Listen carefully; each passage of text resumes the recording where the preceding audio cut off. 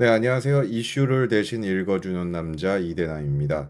8개월 전 호원초 교사였던 고 이영승 선생님을 기억하시나요? 아이가 페트병을 자르다가 칼에 좀 베었다고 교사에게 400만 원을 뜯은 학부모, 내 아이를 따돌린 학생을 공개 사과를 시키라고 요구했던 학부모, 장기 결석 때문에 수십 통의 민원과 상담을 요청했던 학부모, 그리고 이러한 교사를 지켜야 하는 학교에서 오히려 민원을 떠넘기고 이 교사가 사망하자 단순 추락사로 보고한 교장과 교감을 기억하실 겁니다. 25살이라는 한창 꿈을 쫓고 희망에 가득 차야 할 청년이 협박과 강요, 그리고 무관심 속에 스스로 생을 마감하였는데요. 일명 호원초 사건으로 큰 파장을 불러일으킨 이 사건에 대한 조사 결과가 바로 22일에 나왔습니다. 결과는 전부 무혐의. 어느 누구도 괴롭히지 않았고 어느 누구도 혐의가 없다는 겁니다. 그냥 25살 청년이 삶이 힘들어서 스스로 목숨을 끊었다는 얘긴데요. 정말 어처구니가 없고 화가 안 날 수가 없습니다. 수사 결과를 보면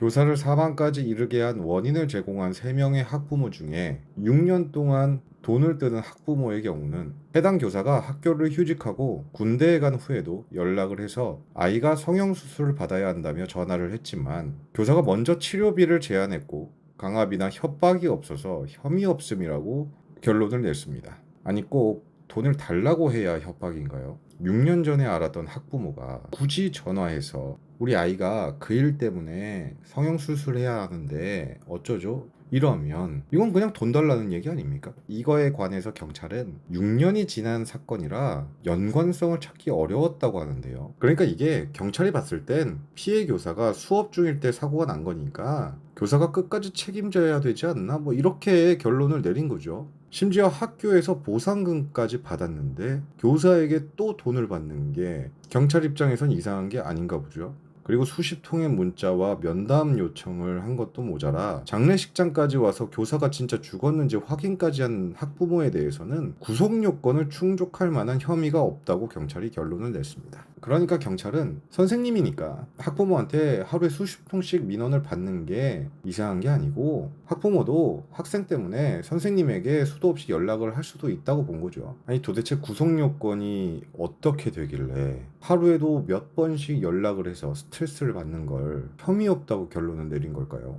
이건 참 이해할 수가 없습니다. 이렇게 학부모에 대한 혐의가 없으니까 교사의 죽음을 단순 추락사로 보고한 학교 관계자도 증거 불충분으로 불송치 결정을 했습니다. 솔직히 이 정도면 이번 조사가 학교 관계자를 보호하기 위한 조사인지 아니면 학부모를 보호하기 위한 조사인지 정작 보호해야 하는 건 피해자 아닙니까? 이번 조사 결과에 대해서 전국 교직원 노동조합인 전교조는 불송치 결정에 깊은 유감을 보이면서 재수사를 요구하고 있는데요. 너무나 당연하죠.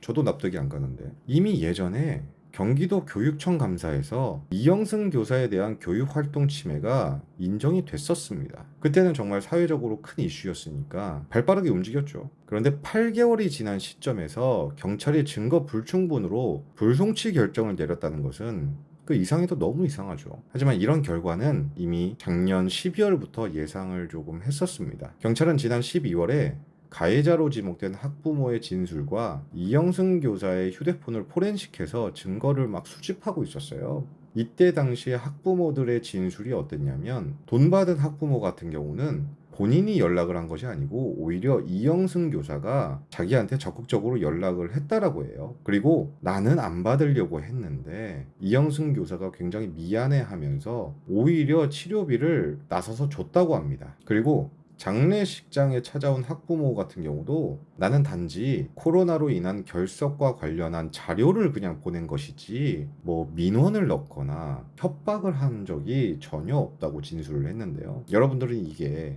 말이 된다고 생각하십니까?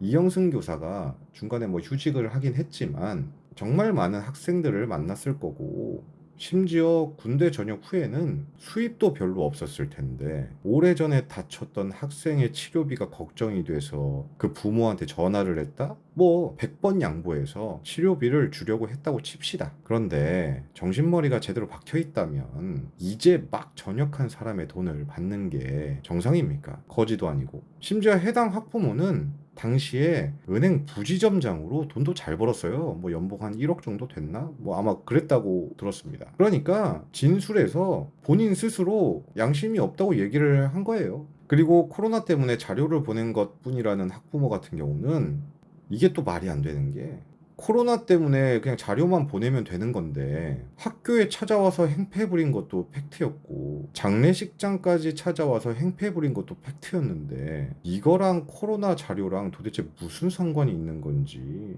아니, 거짓말도 좀 그럴듯하게 해야 들어주던가 하는데 경찰은 이 말도 안 되는 거짓말을 믿은 거죠. 그리고 이영승 교사의 휴대폰을 포렌식했는데 어떠한 증거도 찾지 못했다고 합니다. 그렇게 시간이 흘러서 경찰은 학부모나 학교 측에 혐의가 없다라고 발표를 한 것입니다. 그럼 피해자인 이영승 교사에게 악성 민원도 없었고 협박도 없었다면 이영승 교사는 왜 그런 선택을 했을까요? 피해자는 있는데 가해자는 없다는 말을 우린 경찰의 입에서 듣게 된 겁니다. 참 안타깝죠. 정말 이런 소식을 들을 때마다 과연 대한민국의 미래가 있긴 한 걸까, 뭐 이런 생각을 좀 하는데요. 이제 대한민국은 교사가 보호받지 못하는 나라가 되어버린 것 같아서 참 씁쓸합니다. 약간의 바람이 있다면 경찰이 이번 사건을 다시 재수사를 해서 가해자가 납득할 만한 결과가 아닌 유족들과 국민들이 납득할 만한 결과를 가져왔으면 좋겠습니다. 오늘 영상은 여기까지고요.